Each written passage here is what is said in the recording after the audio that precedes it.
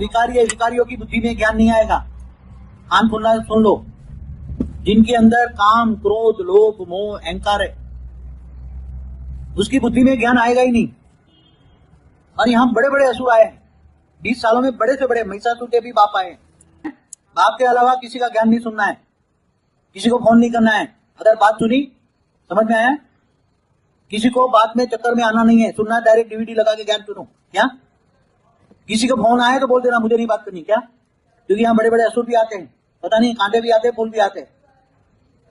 और मन हमेशा पवित्र रखो। क्या रखो? हमेशा यही सोचो कि बेहद के बेहद की परम परम परम परम शांति हो रही है। क्या हो रहा है?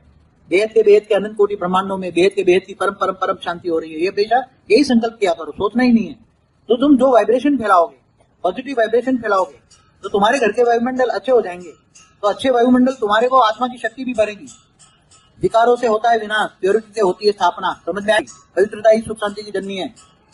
अगर आगे चलकर जो आत्म स्वरूप में रहकर बाप को योग लगाए और घर का वायुमंडल नहीं बना और निर्विकारी नहीं बनी आत्मा, आत्म स्वरूप में स्थित नहीं हुए, दिव्य स्वरूप की धारणा नहीं, धारण माना दिव्य स्वरूप में धारण करना है, अव्यक्त स्वरूप में धारण करना है। जो संकल्प ले कि मैं विश्व सेवादारी आत्मा हूँ, समग्र विश्व को परिवर्तन करने वाली आत्मा हूँ, विश्व परिवर्तक आत्मा हूँ, विश्व कल्याणकारी आत्मा हूँ, ऐसी आत्माओं का संगठन चाहिए। क्या स्व परिवर्तन ही विश्व परिवर्तन है?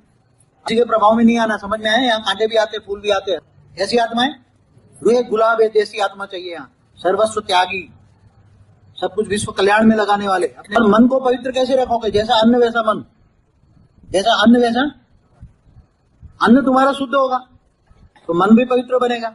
पहले कोई भी परो से आधा घंटा योग के वाइब्रेशन डालो, लाइट स्वरूप डालो, और खाना खा रहे हो तो ऐसा सोचो कि मैं शरीर चलाने के लिए खा रहा हूँ। बोला है ना, वेद के विश्व का बाप है, वेद का बाप है, वेद के विश्व का बाप है।